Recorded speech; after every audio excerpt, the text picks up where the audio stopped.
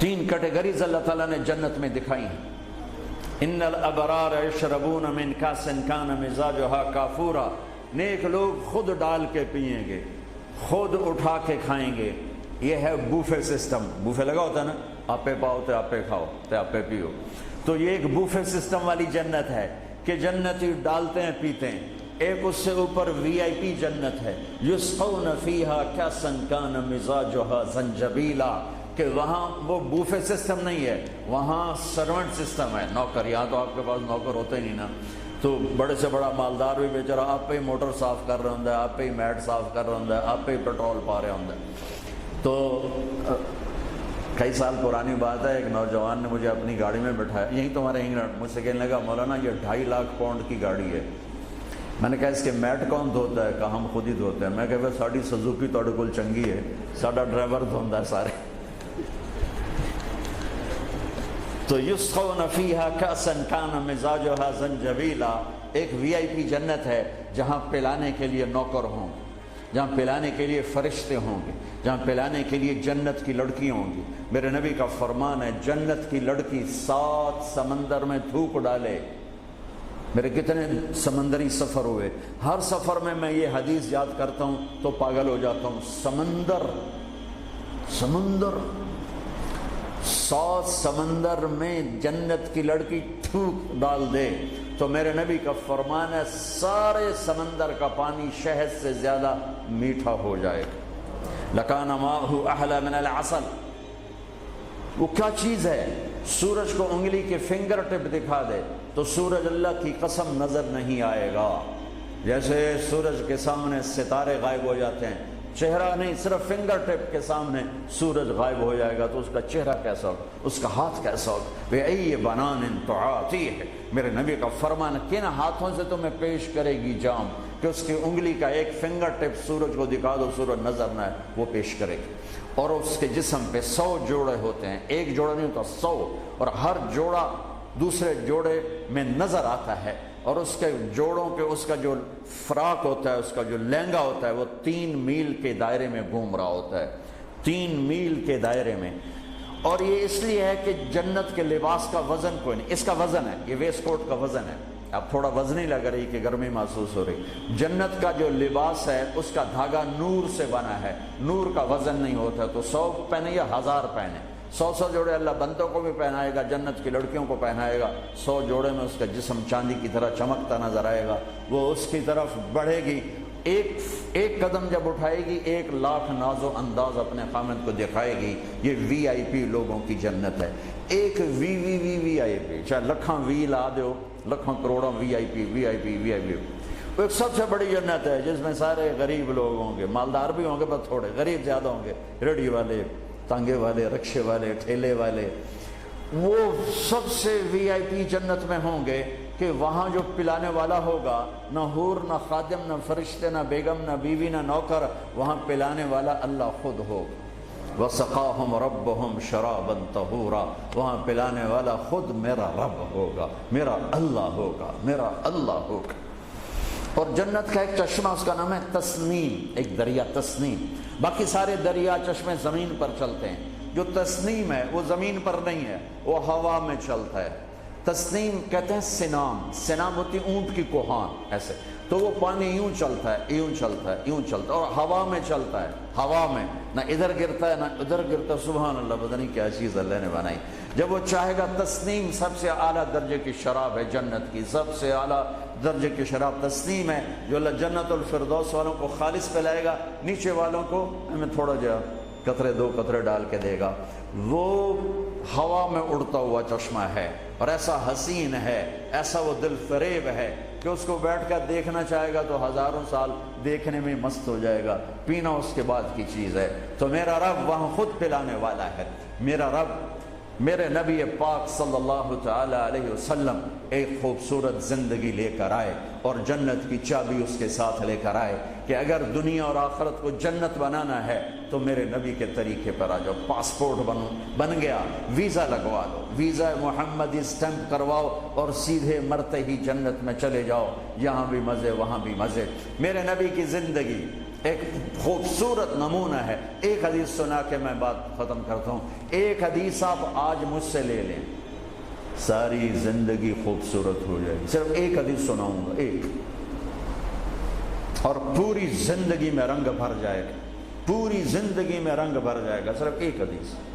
میرے نبی نے فرمایا اربع اذا كانت فيك لا يضرك ما فاتك من الدنيا اربع من كن فيه ما ضره ما فاته من الدنيا. میرے نبی نے فرمایا 4 باتیں مجھ سے لے لو. چلی نہیں 4 سوکھا کام ہے. فرمایا میرے نبی نے صرف 4 گلاں میرے کو لے لو تو موجاں کرو ویمبلے وچ بھی تے جنت وچ. صرف 400 نہیں، 4000 نہیں، 50 نہیں، 100 نہیں، 10 نہیں، 4. کہا میری امت 4 باتیں مجھ سے لے لو، موج کرو، جہاں مرضی رہو موج کرو، موج ہی موج. کہا یا رسول اللہ، ارشاد فرمائیں. آپ نے فرمایا صدق حدیث، ہمیشہ سچ بولنا، جھوٹ نہ بولنا. ساڑھے تو پہلے تے کلی اڑ گئی نا، وکٹ ہو گئی، کیچ آؤٹ نہیں، وکٹ. میرے نبی نے فرمایا صدق حدیث، سچ بولنا، جھوٹ نہ بولنا. حفظ و امانت، کبھی کسی کو دھوکہ نہ دینا، کبھی کسی کے ساتھ 2 نمبری نہ کرنا، ہمیشہ دیانت داری کے ساتھ چلنا، ہمیشہ دیانت داری کے ساتھ چلنا، کسی کو دھوکہ نہ دینا، کسی کے ساتھ فراڈ نہ کرنا. میرے نبی نے فرمایا ایک اور حدیثات جو یہ دو صفتوں کی وضاحت کے لیے، صدق اور امانت، سچائی اور امانت داری. آپ سب ماشاءاللہ جانتے ہیں کہ ہمارے نبی کو کافروں نے جو ٹائٹل دیا وہ صادق اور امین کا دیا. اگر آپ مجھ سے سوال کریں اسلام کو 2 لفظوں میں سمجھاؤ تو میرے پاس جو 2 لفظ ہیں وہ علماء نے بتائے ہیں، سچائی اور امانت داری، دیانت داری. آپ مجھ سے پوچھو سارے کفر کو 2 لفظوں میں بتاؤ، سارے کفر کو 2 لفظوں میں، تو میرے پاس 2 لفظ ہیں جو علماء نے بتائے ہیں، جھوٹ اور فراڈ، جھوٹ اور دھوکے بازی. جھوٹ اور دھوکے بازی ساری دنیا کا کفر اس میں جمع ہے، اور سچائی اور امانت داری ساری دنیا کا اسلام اس میں جمع ہے. میرے نبی نے فرمایا میرا امتی ہر گناہ کر سکتا ہے، 2 کبھی نہیں کرے گا، 2 کبھی نہیں کرے گا. ایک جھوٹ کبھی نہیں بولے گا، ایک دھوکہ کبھی نہیں دے گا. لیکن میں درد سے کہتا ہوں مسلمان نام ہی جھوٹے کا پڑھ کے، اور فراڈیائی مسلمان ہے اور جھوٹا ہی مسلمان. جو غیر مسلم ہے اسے جھوٹ سے نفرت ہے. ہم کلمہ پڑھنے والے رج کے ٹکا کے جھوٹ بولتے ہیں، ٹکا کے دھوکہ دیتے ہیں. جسے موت ہے ہی نہیں، یا موت کے بعد کوئی پوچھنے والا نہیں ہے. تو میرے نبی نے فرمایا 4 باتیں بتا کے جا رہا ہوں. آپ نے فرمایا میں وہی 4 باتیں اپنے نبی کی بتا کے جا رہا ہوں. سچائی، امانت داری، جھوٹ نہیں بولنا، دھوکہ نہیں دینا. تیسری بات حسن و خلیقت، اپنے اخلاق اچھے رکھو، اپنے اخلاق اچھے رکھو. معاف کرنا بھی سیکھو، معافی مانگنا بھی سیکھو، درگزر کرنا بھی سیکھو، اور جھکنا بھی سیکھو. سخاوت سیکھو، محبت سیکھو، دلداری سیکھو، تواضع سیکھو، عاجزی سیکھو، خدمت سیکھو. لوگوں کے سامنے بچھنا، جھک جانا سیکھو. اکڑنے والے ٹوٹ جاتے ہیں، بچھنے والے کامیاب ہو جاتے ہیں. جس شاخ پہ پھل ہوتا ہے وہ نیچے جھک جاتی، جو شاخ خالی ہوتی ہے وہ اوپر کھڑی ہوتی. تو تیسری بات فرمائی اخلاق ٹھیک کرو. سارے اخلاق کا ایک جملہ بتا دیتا ہوں، سارے اخلاق کا ایک جملہ بتا دیتا ہوں. میرے نبی کا فرمان احسن الی من اساء الیک، جو تمہارے ساتھ برا سلوک کرے تم اس کے ساتھ اچھا کرو. ایک جملہ. برے کے ساتھ برا بننا یہ کون سی بڑی بات ہے؟ جو تمہیں پوچھتا نہیں اس سے پوچھو، جو تمہیں دیتا نہیں اس سے دو، جو تمہیں بد دعا دیتا ہے اس سے دعا دو، جو تمہاری غیبت کرتا ہے تم اس کو دعا دو، جو تمہاری برائی کرے تم اس کی تعریف کرو. پھر دیکھو اللہ کا غیبی نظام کیسے آپ کو ہوا میں اٹھاتا ہے اور اڑاتا ہے. تو تیسری بات میرے نبی نے فرمائی اخلاق اچھے کر لو. چوتھی بات میرے نبی نے فرمائی، چوتھی بات آخری بات، عفت فی طعمت، عفت فی طعمت، جہاں مرضی رہو رزق حلال کماؤ، حلال روٹی کماؤ، حرام نہ کماؤ، حلال کماؤ، حرام نہ کماؤ. کہ رزق حلال ایسی دولت ہے میرے نبی کی مجلس میں ایک صحابی بیٹھے تھے، سعد بن معاذ۔ آپ کی نظر ان کے ہاتھوں پر پڑی تو وہ بڑے سخت جیسے مزدوروں کے ہاتھ ہوتے ہیں، لوہے کی طرح۔ تو آپ نے ان سے پوچھا، سعد یہ تیرے ہاتھوں کو کیا ہوا ہے؟